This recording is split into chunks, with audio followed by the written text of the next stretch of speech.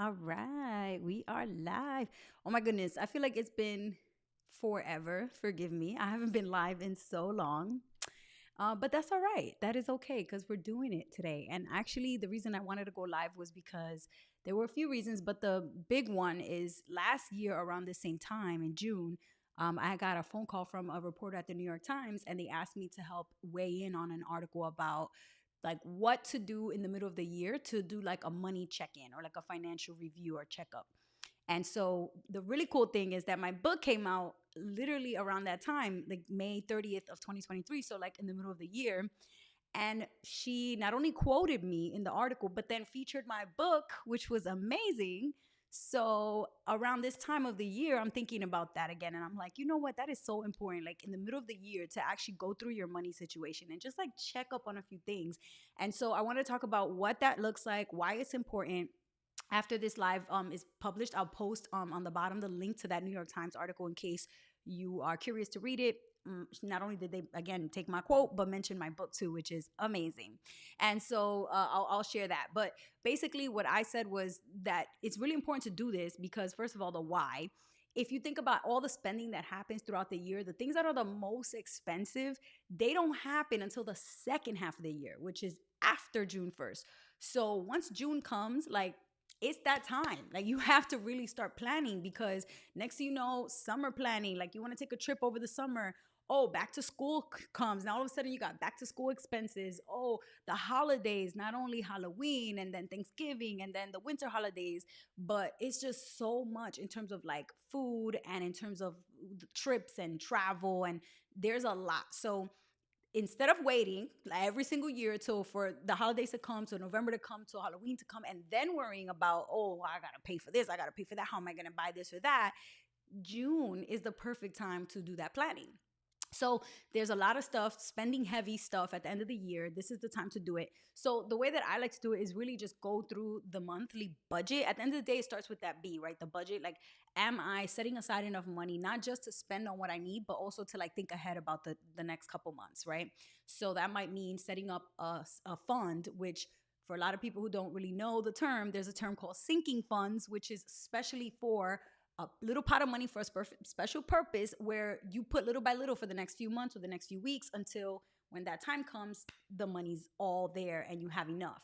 So this is like back in the day, there used to be layaway. I'm probably aging myself. I don't know who remembers layaway, but when back in the day when you needed to buy something but you didn't have the money, you could put it on layaway and then little by little you would go every week and make a payment, make a payment, make a payment until the end of your plan. All of a sudden you paid the whole amount and you could take your thing home. Maybe it was a dress or a pair of shoes or a coat, right? Now that doesn't really exist anymore because let's be real, you could just use your credit card or buy now, pay later or whatever. There's so many credit like types of payments available through credit that you don't really have to come up with the money yourself anymore, right? Which is a little dangerous, very convenient, but also very dangerous.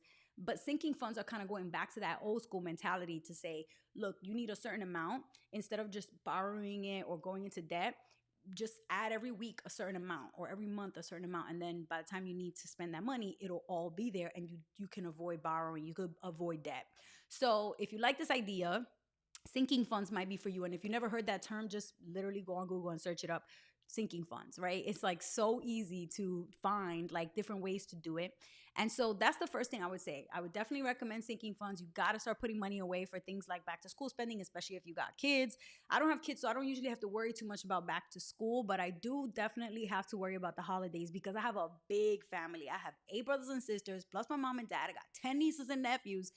Is a lot. So I'm always trying to think about holiday gifts or like travel, especially airfare. Like if my family's going to do the holidays in New York and I live in Miami. So there's a lot of that, right?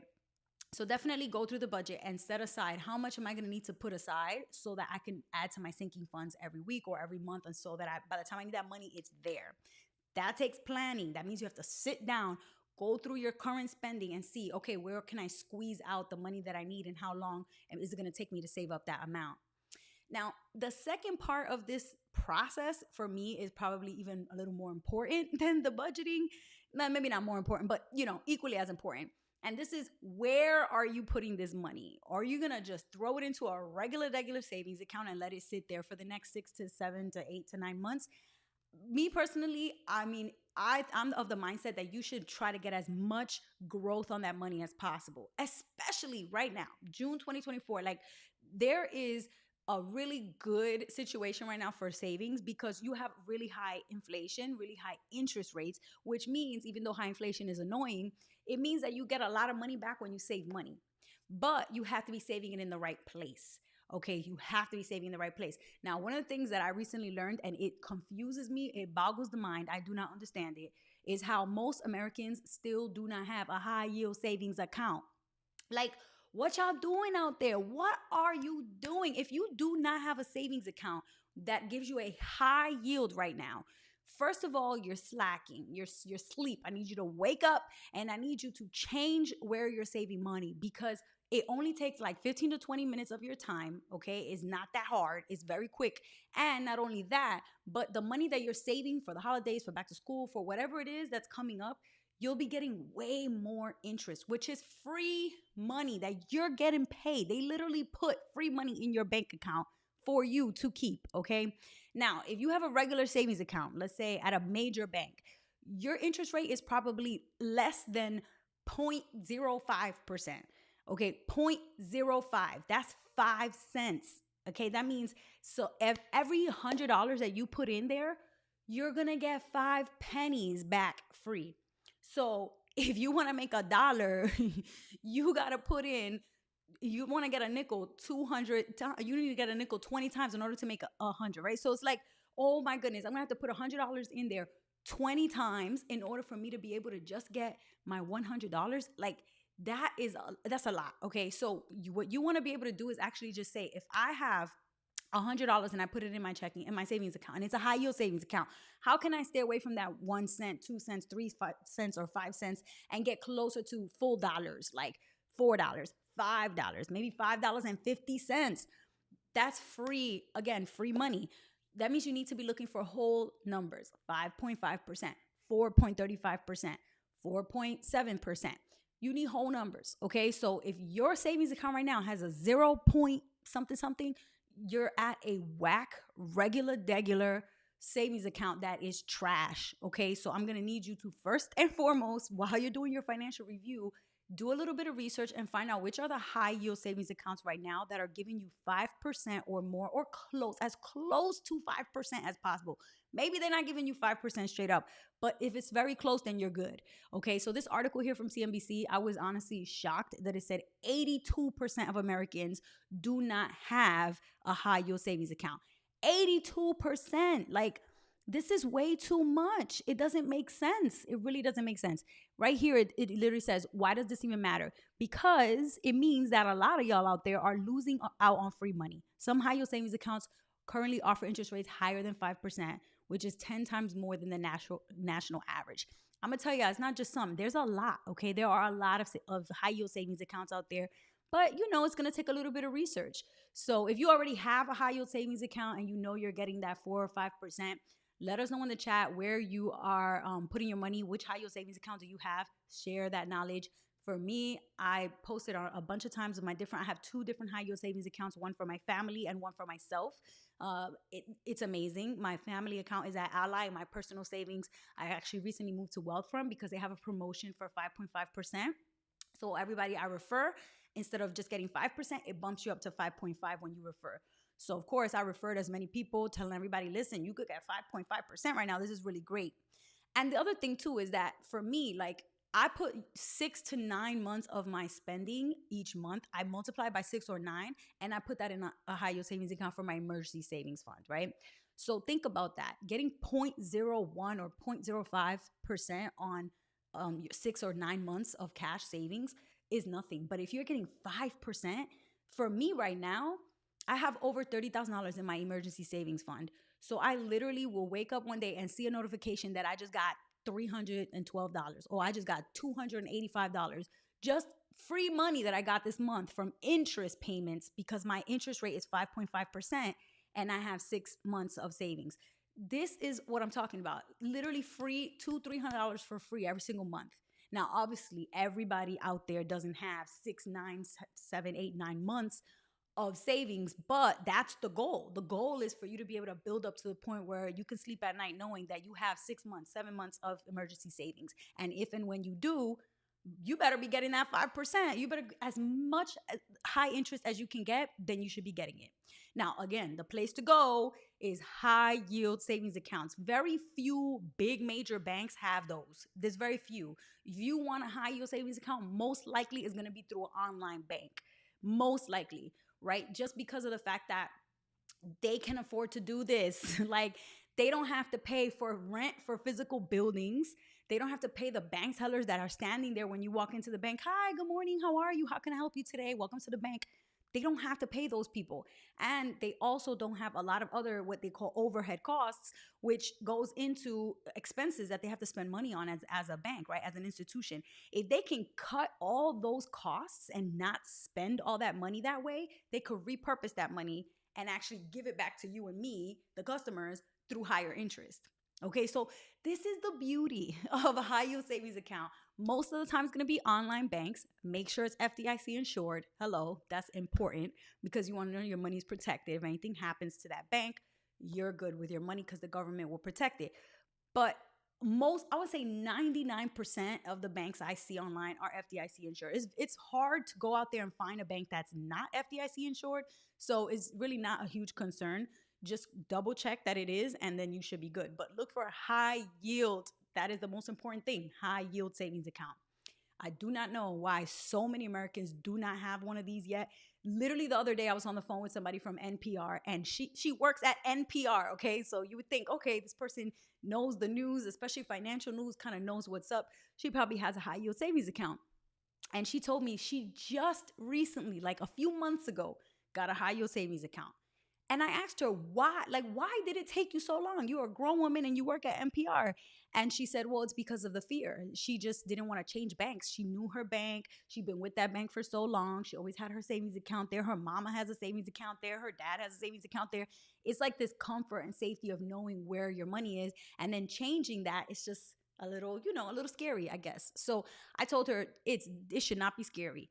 It should be exciting. You should be hyped. Like, you should be like, woo, I'm changing my account and I'm getting more interest. I'm getting higher interest, right? So it's a little bit of reframing, but also just educating yourself. Know that most of these banks nowadays, as long as they're FDIC insured, you are good. And especially the ones that offer high yield savings accounts, those are the ones where you want to be going to do your business and to put your savings account. All right. So we need to get off these regular savings accounts. Thank you, Chuck D on YouTube for putting all of the different recommendations on there. Also CDs. Yep. You know what? CDs have really high interest rates right now. That's a good point, Chuck. But what I would say to CDs though, is that you have to know that money you can't touch. Like, you really cannot touch it. So if something came up and you needed to touch your emergency savings with a CD, it's locked. It might be locked for a year or for 18 months or for 6 months, but you choose how much you want to lock it for versus a high yield savings account. It's not locked and you get the same interest rate. So that's the only downside about a CD. But on the other side, if you know you're not going to touch the money for like a good 12 months, 18 months, you know you're not going to touch it because you have emergency cash somewhere else too. Okay, well, in that case, you might want to lock the interest rate because interest rates are so high right now that probably in the next year, they're going to go down. So with the high yield savings account, what happens when interest rates go down? The high yield savings account interest rate that you get is also going to start going down. That's when you start getting an email from your bank like, starting next week or starting next month, we're going to start lowering the interest rate by 0.25 less. So if you're at 5.5, you're going to now get 5.25. If you were at 5.25, now you're only going to get 5%. So as interest rates drop, you also will see that the bank is going to update their interest rate and it's going to be a little bit lower, right? So if you locked your money in the CD though, you got that rate locked in. So even if interest rates start going down to 4% or 3% or whatever, your interest rate is locked in until the term of that CD is up. So if you got 18 months, they could change interest rates however many times they want in the next 18 months, but yours is locked. So that could be a bonus. That could be a positive thing depending on what you need. So just, I'm just saying, do your homework and know, because at the end of the day, if you need the money and you can't because you locked it up trying to guarantee yourself that high interest rate, you're going to end up having to borrow or go into debt because you can't access your own money, or you're going to take out the money and pay a penalty. So just make sure, you know the pros and cons of each of these accounts. Okay, so we talked about the first part, which is to make sure that you go through your spending and make sure you look if you need like a specific fund, like sinking fund for something for the future, which just takes, you got to sit down and do some planning and think about what's coming up in the next couple months. And then we talked about the emergency fund, super important. The next three pieces that I would say are part of at least my mid-year review is, look at any debt that you have. Thank goodness I paid off a lot of my debt, but back in the day I had a lot of credit cards. And so just making sure that you're paying off your debt in a way that is as smart as you can pay it off. Like if you're doing the avalanche method or the snowball method, and maybe one of them isn't working or is not motivating you, maybe it's time to switch. Maybe it's time to like redo your payoff plan and like try something new in the middle of the year to switch things up and then recommit to paying off your debt, right? So I would say the middle of the year is the perfect time to do that. You got 6 months left to go in the year. This is a good time to like, A/B testing, right? You tried something the first 6 months. Maybe it's time to try something else the second 6 months, right? So that would be debt. And then the last two I would say is investing or slash insurance. Make sure you're looking at the plan, because one of the biggest mistakes I know a lot of people make, they'll sign up for the investment plan at their job, like let's say a 401k or a 403b, and they never look at it again. They just signed up, they chose the interest, however much percentage of their paycheck is going to go in there every month, and they selected, something in the plan, and then boom, they just set it on autopilot and never look at it. Okay, I'm not saying that you need to look at it every single day or every week, not even every month, but you definitely want to look at it at least once a year. So if you haven't looked at it yet, here we go. Middle of the year, you got 6 months in, 6 months to go.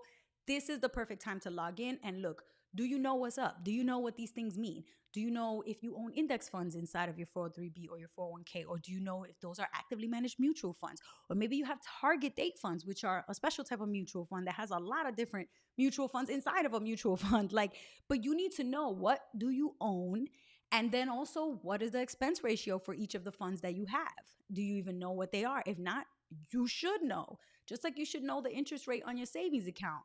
You got to know. Now, with your savings account, you want the highest yield possible, but with your expense ratios on your investment accounts, you actually want your expense ratios and your funds to be really low, because that's going to get subtracted from all of the money that you make investing. So you want to actually keep the money that you make investing. You don't want them to take a bunch away. So you want them to take a little bit and you keep the rest. So you want to look and make sure, do I have low expense ratios? If you see really high numbers like 2%, 1%, for expense ratios, those are high numbers. So maybe you might want to go back and talk to somebody who could help with your plan, or just do some research yourself and see, is there something a little cheaper for me in here? Because those high fees will eat away at your returns. All right. So that's investing.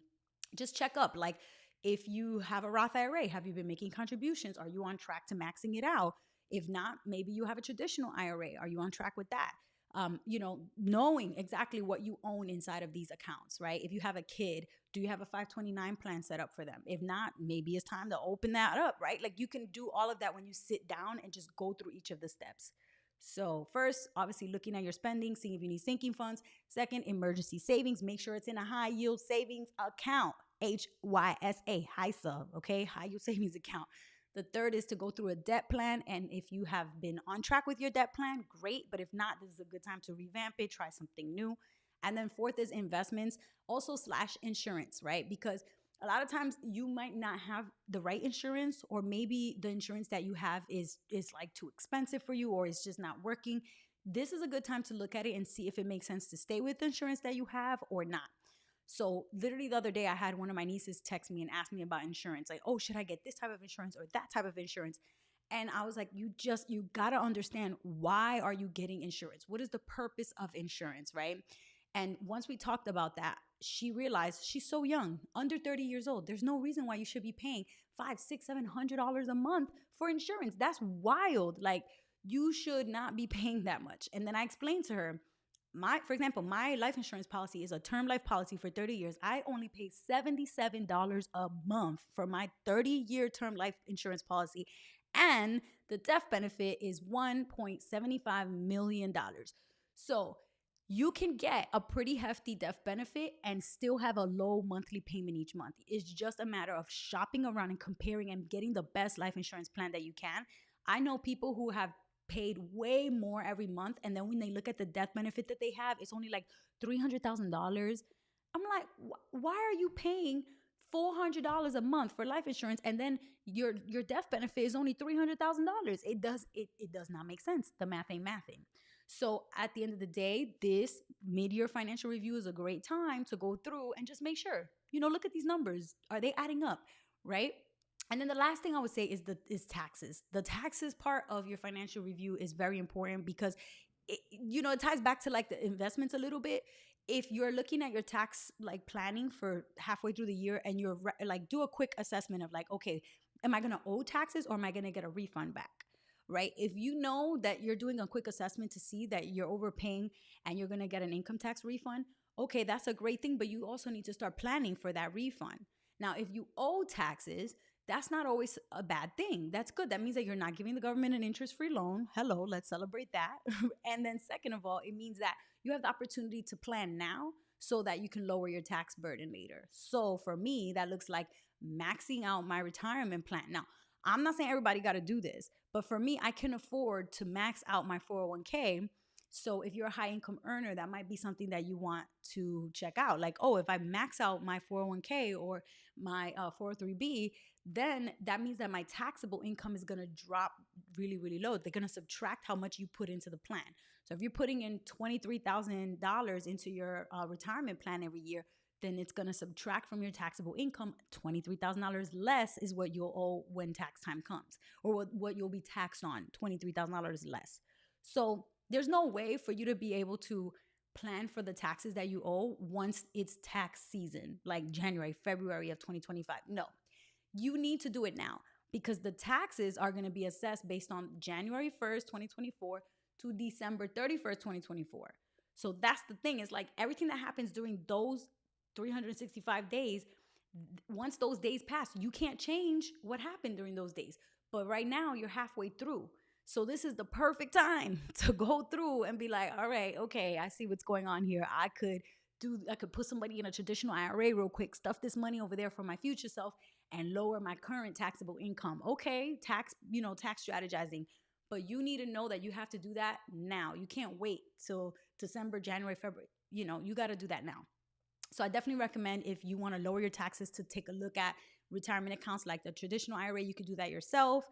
The 401k, if you have one at your job, or 403b, if you have one at your job. All of these will lower, or SEP IRA, these will lower your taxable burden, which is dope, amazing. I would do it if I were you. Okay, so that was the last one that I would say for the mid-year review.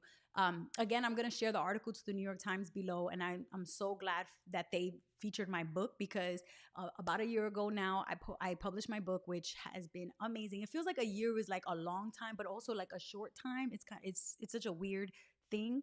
But I wanted to do something special to celebrate. So what I decided to do was to donate 1,000 books. Now, obviously, donating 1,000 books means that I have to pay for them myself. So I would love to community source and community crowdfund this money to pay for 1,000 copies of my book to go into public schools.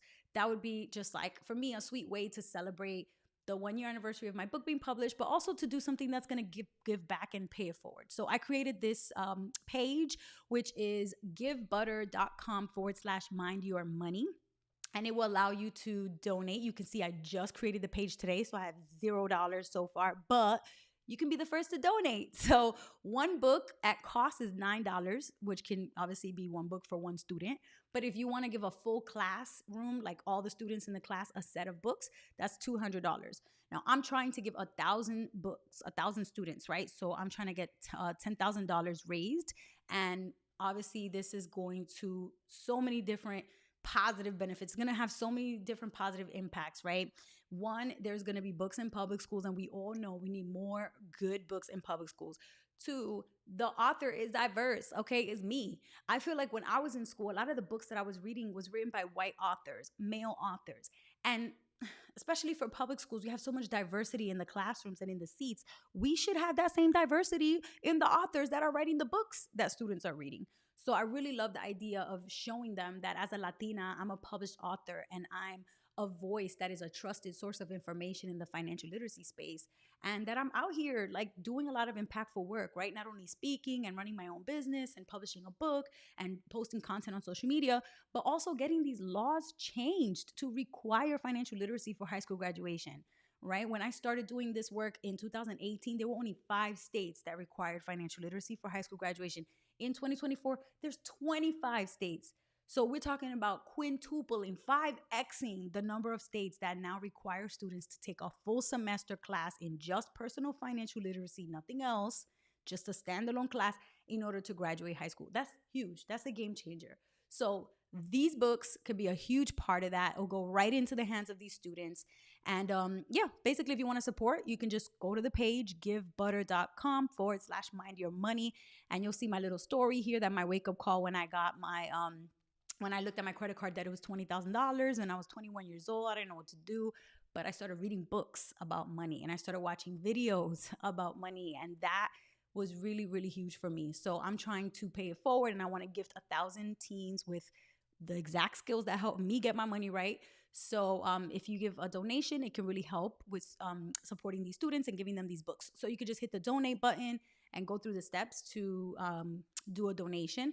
And also, if you don't want to do it on the computer, you can just do that on your phone too. You can text the word money book with no spaces, all one word, money book, to 53555.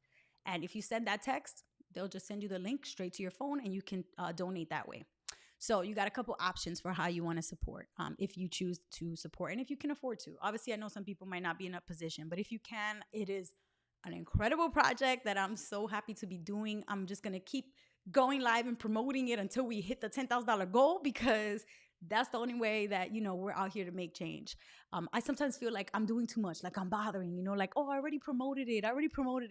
But let me tell you something, Nike, okay, Jordan, okay, Old Navy, okay, Sephora, they don't care about annoying me when they promote to me every single hour of every day of every week of every month of every year with their ads in my inbox, ads on my social media, text messages to my phone. So you know what? It's time for us to do the same thing. We're out here to promote for a good cause, okay, to make good change, positive impact in students' lives. And so I'm not gonna be ashamed. We're gonna be going live every day, promoting the book drive and the fundraiser. All right, y'all. So that is what I got. If you had any other questions for me about mid-year financial review, just drop them in the bottom of the video. I will definitely come back and try and answer them. I got a couple live, but if you watch this after it was live, I'll go back in and answer them. And yeah, you can always DM me if you want more information about the book drive, or if you have a recommendation for a future video. As I mentioned, it's givebutter.com/mind your money, or you can text moneybook to 53555. Thanks, y'all. Till next time. Peace.